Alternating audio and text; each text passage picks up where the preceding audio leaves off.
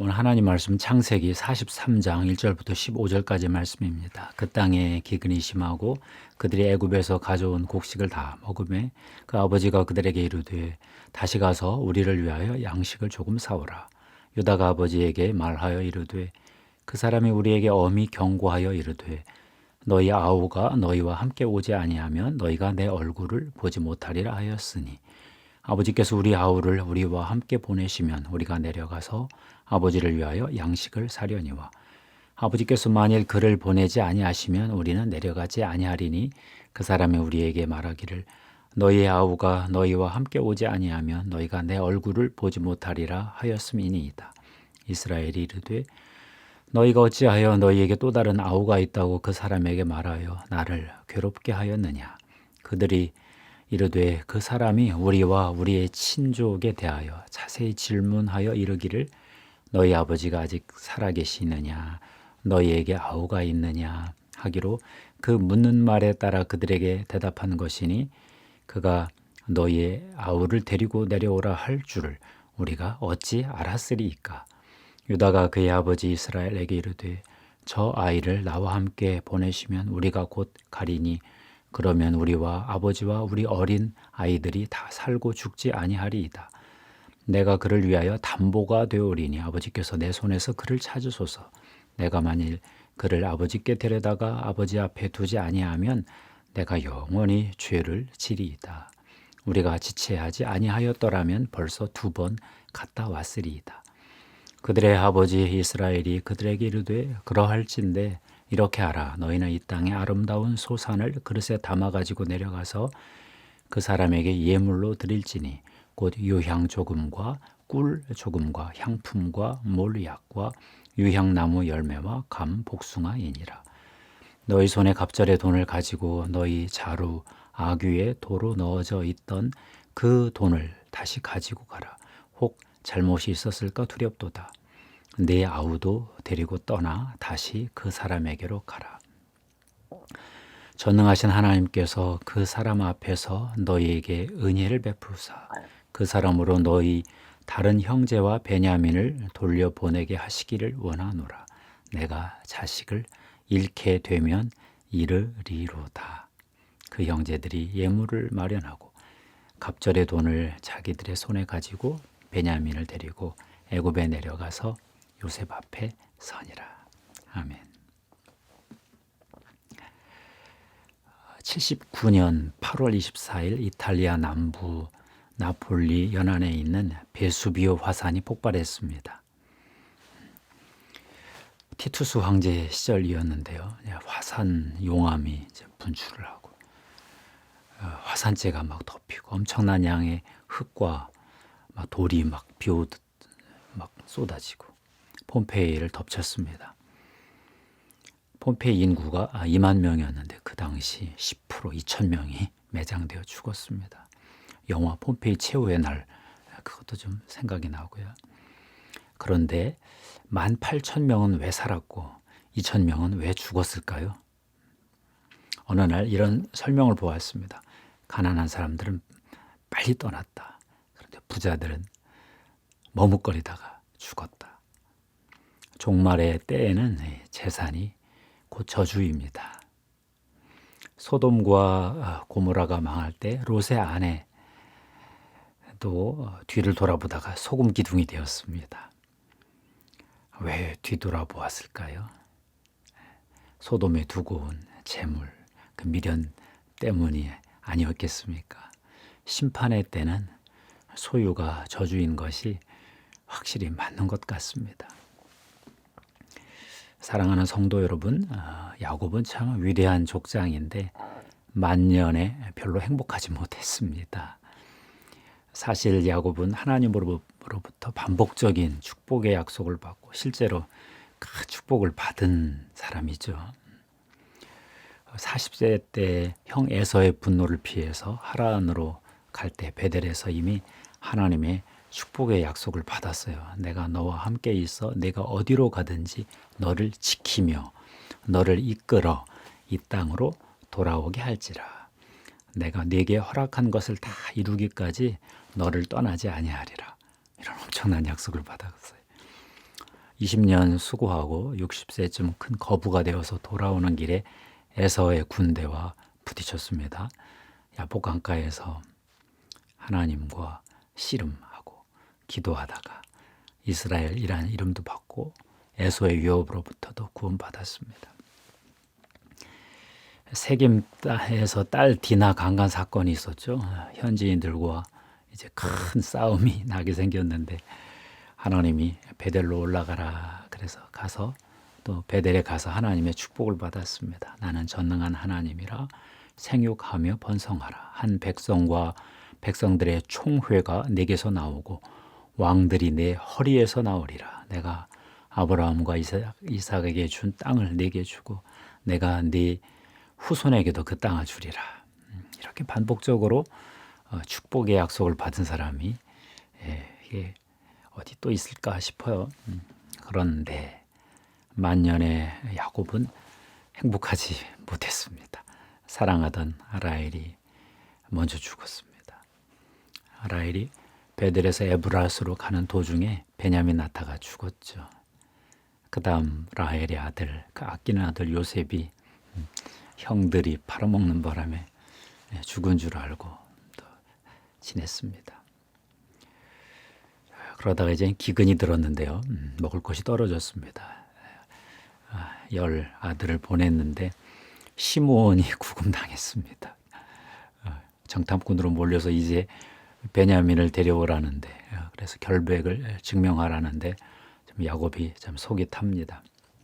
너희가 나에게 내 자식들을 잃게 하도다. 요셉도 없어졌고 시므온도 없어졌거늘 베냐민을 또 빼앗아 가고자 하니 이는 다 나를 해롭게 함이로다 하면서 탄식을 했습니다. 또 양식이 또 떨어져 갑니다. 목구멍이 포도청이라 다시 아들들을 애굽에 이제 보내려 하는데 베냐민 안 주면 못 갑니다 하고 또 자식들이 버팁니다. 이제 야곱은 어찌해야 합니까? 야곱은 어쩌다가 이렇게 불행한 처지에 빠지게 된 것일까요?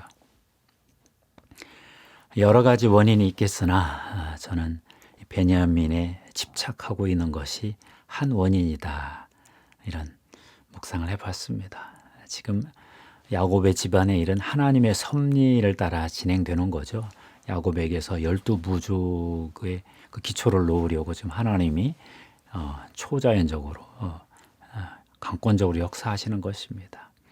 그런데 하나님은 지금 야곱 개인사에서 꼭 풀어야 될 어떤 숙제를 풀고 싶어 하시는 듯해요. 바로 야곱의 집착 문제인데요. 야곱의 집착 문제가 풀려야 하나님이 야곱을 12부족에 대표하는 그 자녀들로 가문을 만들 수 있겠다 싶었던 것 같아요. 사실 야곱은요, 라헬을 지나치게 사랑했습니다. 사랑도 지나치면 문제입니다. 과유불급이라고 그랬잖아요. 7년을 수일처럼 여기고 즐겁게 일할 만큼 라헬을 사랑했습니다. 너무 사랑하는 게 문제라고 그랬죠.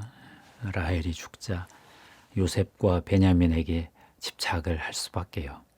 그러다가 또 아들 요셉을 잃어버렸습니다. 이제 하나 남았습니다. 베냐민 하나 남았습니다. 베냐민을 본 야곱의 마음이 얼마나 슬펐겠어요. 엄마도 없이 형도 없이 저 가장 나이 어린 막내가 앞으로 어찌 살까. 참 마음도 미어졌을 것 같고요. 베냐민 보고 있으면 요셉도 생각나고 라헬도 생각나고 그러니 얼마나 집착을 했겠습니까? 그런데 오늘 하나님 말씀 본문처럼 야곱이 베냐민에 대한 집착을 내려놓았더니 야곱이 잃었던 아들 요셉까지 되찾는 그런 기적, 축복을 경험하게 되었습니다. 야곱이 결국 먹고 살아야 되니까 굶어 죽을 수 없으니까 베냐민을 애굽으로 보냈습니다. 그러면서 그 사람 그러는데 그 요셉의 은혜를 구하면서 하나님 전능하신 하나님께 맡기면서 이런 고백을 합니다. 내가 자식을 잃게 되면 이르리로다. 그 에스더 고백 같죠. 죽으면 죽으리이다. 이르면 이르리로다. 굉장한 순간입니다. 평생 집착하던 라헬, 요셉, 그 베냐민의 끈을 놓는 순간입니다. 야곱이 애지중지하던 그 베냐민을 하나님 손에 맡겼습니다. 전능하신 하나님께 맡겼습니다. 노심초사하며 기다리던 야곱은 어리둥절한 소식을 들었습니다.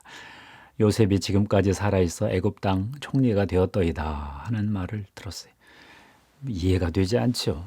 믿기 힘들었는데 요셉이 보냈다는 그 수레를 보니까 이게 사실인 것 같거든요. 그래, 기운을 차렸다 하지 않습니까? 정말 야곱은 집착하던 베냐민을 내려놓고 잃었던 요셉을 다시 얻었습니다. 하나님을 믿는 신앙생활은 결국 인생의 집착을 버리고 하나님께 내 인생을 맡기는 일인 것 같습니다. 이 땅의 것이 아무리 소중하고 집착하고 싶어도 집착하면 안 됩니다. 이 땅의 것들은 즐기라고 주신 거거든요. 근데 그걸 집착하는 순간에 깜빡 잘못하면 하나님 놓치고 이게 우상될 가능성도 있습니다. 우리가 이 땅의 것에 집착하는 만큼 하나님과의 관계에 장애물이 쌓이는 것 같다. 우리 인생에서 자아를 부정할 때가 있죠. 내가 가장 소중히 여기던 것, 내 인생의 비전, 그것이 하나님과의 관계에서 방해가 될 때 하나님이 우리 자아를 한번 꺾습니다. 우리의 꿈이 무너지고 소원이 다 무산되고 내 인생의 목표가 다 뿔뿔이 풍지박살날 때가 오죠. 그럴 때 하나님이 원하시는 게 뭐겠습니까? 집착을 내려놓아라. 그게 내 인생이 좋다. 문제는 그거죠. 어떻게 집착을 내려놓을 수 있을까? 어떻게 해야 집착이 내려놓아질까? 나도 내려놓고 싶죠. 근데 그게 잘 안 되잖아요. 결국 하나님이 이제 고난이라는 카드를 쓰시긴 쓰시는데 고난으로만 무너지기에는 너무 아깝잖아요. 그래서 고민을 좀 해봤습니다. 어떻게 해야 집착을 내려놓을 수 있을까? 첫째, 제가 묵상한 것은 하나님보다 더 소중한 것은 없다는 신앙 고백이 필요하다 봤습니다. 하나님 한 분으로 충분하다고 하는 그 고백을 하나님이 듣고 싶어 하시는 것 같아요. 우리가 좋아하는 일이 있지요. 그러니까 집착하는 거죠. 귀한 것이니까 또 집착하겠죠. 그러나 아무리 좋고 귀해도 하나님보다 더 좋고 하나님보다 더 귀한 것은 없습니다. 선물에 너무 집착하면 그 선물을 주신 그 하나님이 그 선물을 도로 회수하고 싶은 생각이 마음이 들지 않을까요? 야곱이 라헬을 너무 빨리 보냈죠. 혹시 야곱이 라헬을 너무 집착해서 하나님이 그냥 데려가신 것 아닐까? 라헬이 옆에 있으면 야곱이 위대한 구속사의 족장이 되는데 좀 힘들겠다 이렇게 보신 것 같아요. 하나님은 12 아들을 골고루 사랑할 수 있는 대족장이 되기를 원하는데 요셉하고 라헬만, 베냐민만, 라헬의 아들 둘만 너무 좋아하니까 결국 하나님이 요셉을 애굽으로 팔아 넘기게 하시고 결국 지금 베냐민도 지금 결국 넘기게 된 거 아니겠습니까? 두 번째, 하나님이 이미 예수 그리스도라는 최고의 선물을 주신 것을 기억해야 되겠다 하는 고백이 들었어요. 이스라엘의 메시아 왕 예수 그리스도 그분이 십자가에서 죄 문제 해결해 주시고 사망 권세, 죽음의 문제 해결해 주시고 이 땅에 하나님의 나라, 하나님의 통치를 열어주셨거든요. 하나님의 나라가 열렸는데 하나님이 이 땅을 직접 통치하시는데 뭐 그렇게 집착할 일이 있을까요? 하나님이 다스리시는데 뭔가에 집착한다는 것은 하나님이 내 인생에 개입한다는 것을 덜 믿기 때문이 아닐까요? 예수 그리스도께서 십자가와 부활 그 사건에서 하나님이 이 땅에서 왕이시다 하는 것을 드러내셨는데, 뭐 우리가 다른 것에 아무리 이 땅에 소중한 것이라고 하되 그에 집착할 이유는 없겠다 싶습니다. 하나님이 그분이 이 땅의 진정한 왕이 맞으시다면 뭐 그렇게 우리가 그렇게 막 분노하고 막 화내고 그럴 필요가 없을 것 같아요. 잠깐은 해도 계속해서는 안 될 것 같아요. 왕이 알아서 하셔야지. 왕이 해결하시겠지. 좀 안달이 나더라도 왕께 맡길 필요가 있다. 저는 그렇게 봤습니다. 세 번째, 하나님은 우리에게 가장 신나는 일, 하나님 나라 주권, 하나님의 통치, 하나님의 다스림, 하나님 나라를 세워가는 도구가 되는 어떤 그 사명을 주셨다는 거. 이걸 기뻐했으면 좋겠다. 그런 고백이 들었어요.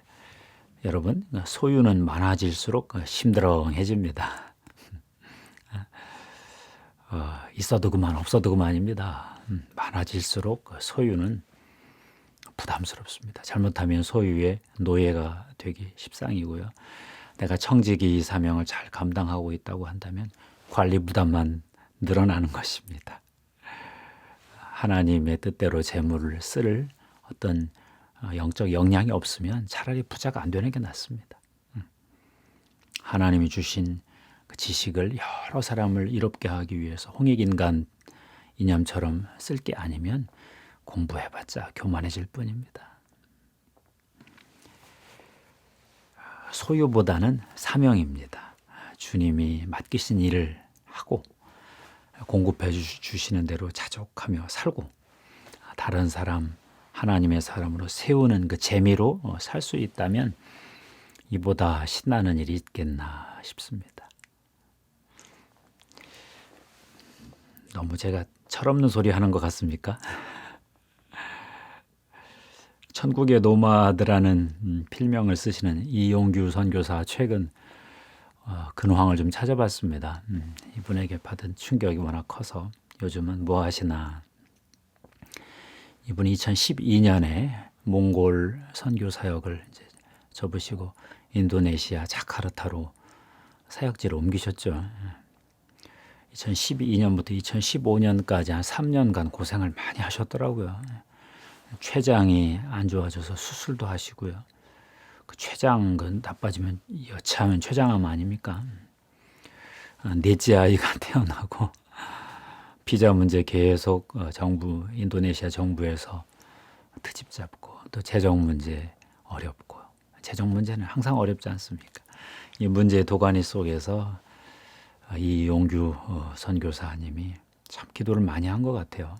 그러다 결국 하나님으로부터 믿음을 선물로 또 받고 페이스 미션 2015년 자카르타 국제대학 설립을 선포를 하고 2016년부터 지금까지 계속 건축을 진행 중인데 상당히 진행하는 것 같아요.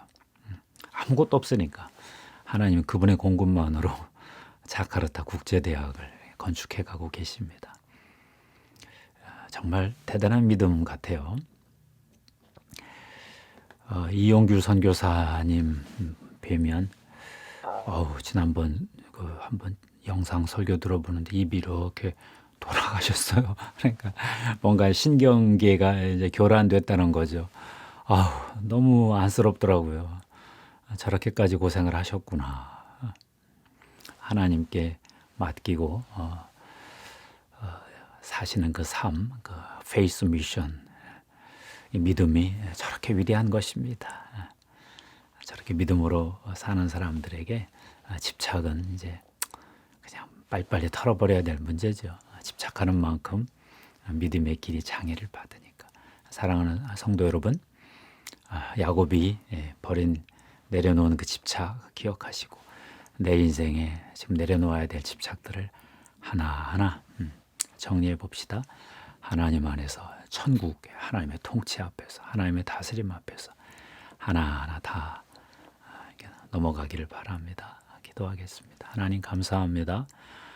야곱이 마지막 최후의 집착, 베냐민을 내려놓는 그 위대한 장면을 보았습니다. 하나님의 아들 예수 그리스도께서 이 땅에서 세워주신 하나님 나라 통치 바라보고 저희들도 하나님의 통치에 들어가기 위해서 인생의 마지막 남은 집착들을 털어냅니다. 하나님 거두어 주시옵소서. 선물에 집착했던 우리들의 인생 회개하오니 주님 다 걷어가 주시옵소서. 감사합니다.